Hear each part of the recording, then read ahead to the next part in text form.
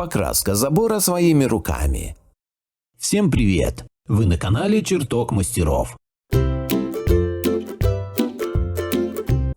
Забором еще с давних времен люди ограждали свою территорию, но помимо этой функции он является лицом дома, ведь первое, что видят посетители, это ограждение. Поэтому за забором нужно начинать ухаживать уже с первых дней постройки. Кроме того, что место, где будет установлен забор, очищается от сорняков и муравейников, засыпается цветной галькой или высаживаются цветы, необходима еще и его покраска.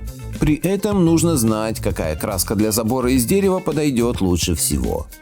Выбор краски. Деревянный забор требует тщательного ухода. Нужно знать, чем лучше покрасить деревянный забор, чтобы он прослужил долгое время. Следует отметить, что масляные и эмалевые краски сразу же отпадают по причине того, что они легко поддаются воздействию окружающей среды и быстро разрушаются. По этой причине дерево начинает поддаваться гниению. К краскам, которыми покраска забора производится владельцами приусадебных и дачных участков, относятся алкидная. Эту краску используют чаще всего, поскольку ее цена самая оптимальная по сравнению с другими видами красок. В состав входят такие компоненты, как многоатомные спирты, кислоты, олифа, масла, смолы. Какой бы красочной и яркой ни была эта краска, ее не рекомендуется использовать для покраски забора. Причина в том, что под воздействием солнечных лучей она начинает разрушаться. Таким образом, ее защитная функция ослабевает, и древесина начинает гнить и портиться.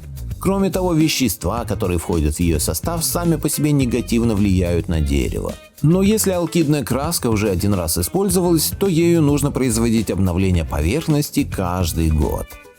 Акриловая краска. Эта краска изготовляется на водной основе и имеет ряд преимуществ при покраске забора, среди которых главными являются морозостойкость и устойчивость против высокой температуры. При этом деревянное ограждение будет защищено данным покрытием на протяжении длительного времени.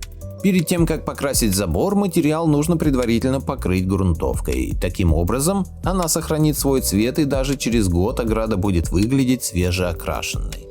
Масляная краска. Этот вид краски используется чаще всего, но при этом она имеет как достоинства, так и недостатки. К плюсам относятся свойства, благодаря которым создается защитный слой на деревянной поверхности, который не пропускает влагу. Кроме того, она еще и предохраняет ограду от образования плесени и грибка. Минусом является резкий запах и длительное высыхание.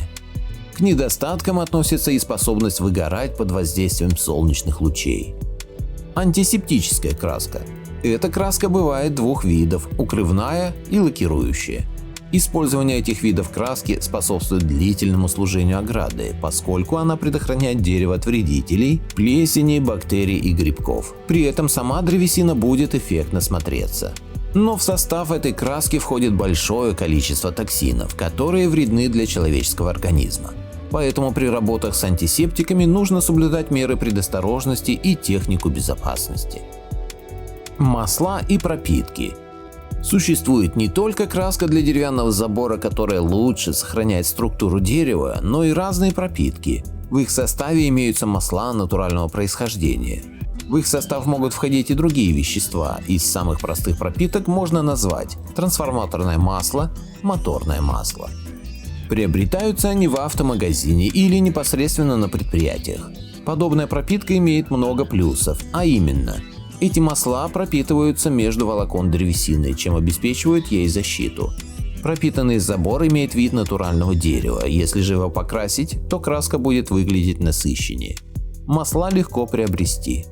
Для покрытия ограды можно использовать алкидные лаки. Благодаря им древесина будет иметь оригинальный вид и вместе с этим получит защиту от внешней среды. Единственное, что огорчает, это стоимость лака, но конечный результат превзойдет все ожидания. На что следует обратить внимание перед покраской?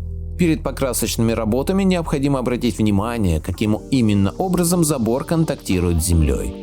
Если планируется вкапывать его в землю, то выбирается битумная краска для деревянного забора, которая лучше защитит его благодаря водоотталкивающим свойствам. Таким образом, ограда простоит намного дольше, чем необработанная. При этом к покраске необходимо тщательно подготовиться. Подготовка к покраске. Если покраска наносится на старый забор, то с него предварительно снимают остатки старого покрытия. Новый забор должен пройти следующие этапы подготовки. С помощью наждачной бумаги необходимо отшлифовать каждую доску, создав таким образом гладкую поверхность. Наносится грунтовка, предназначенная именно для древесины. С помощью шпаклевки выравниваются все дефекты на поверхности. Высохшую поверхность шлифуют и наносят финишный слой шпаклевки. Только после полного высыхания последнего слоя шпаклевки можно приступать к окрашиванию. Проводить подобные работы рекомендуется только в теплую солнечную погоду. Благодаря этому защитное покрытие быстро высохнет. При этом новый забор лучше всего покрывать краской еще до начала монтажа. Таким образом можно будет покрасить и торцевые стороны доски. В результате забор будет полностью защищен от влаги. Покраска декоративного забора из бетона. Основными причинами, что вынуждают окрашивать бетонный забор, являются: покрытие бетонной поверхности краской предохраняет его от разрушения. Поскольку такой забор имеет серый цвет, то он вызывает уныние во взглядах окружающих людей, а окрашенный привлекает взоры и радует глаз. Совершая покраску забора, можно дополнить элементы приусадебного участка. Как вариант, лучшая краска для забора должна гармонично смотреться на фоне природы. В таких случаях выбирают следующие цвета. Зеленый.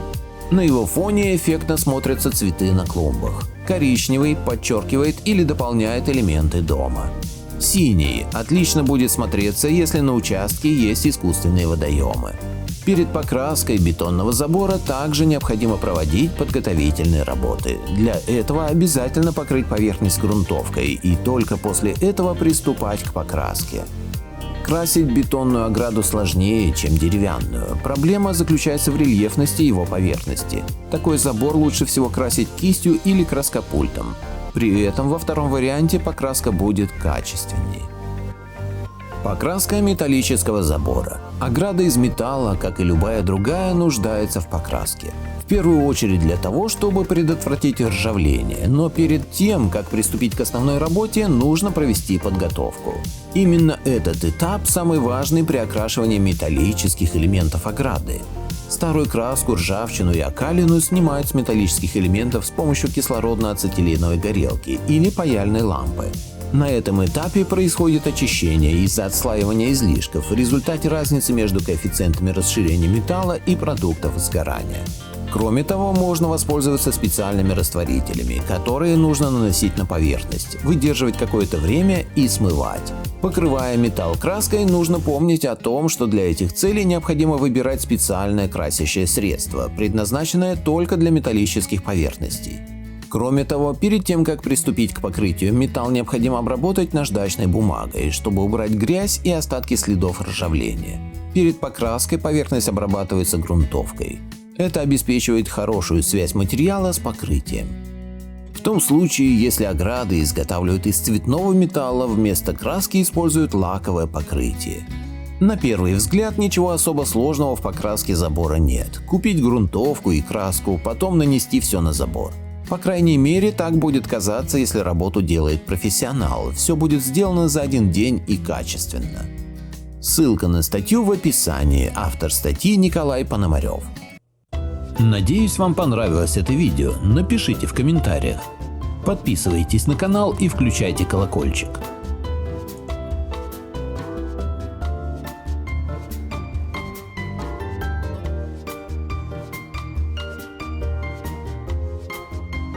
Что, мы уже не снимаем?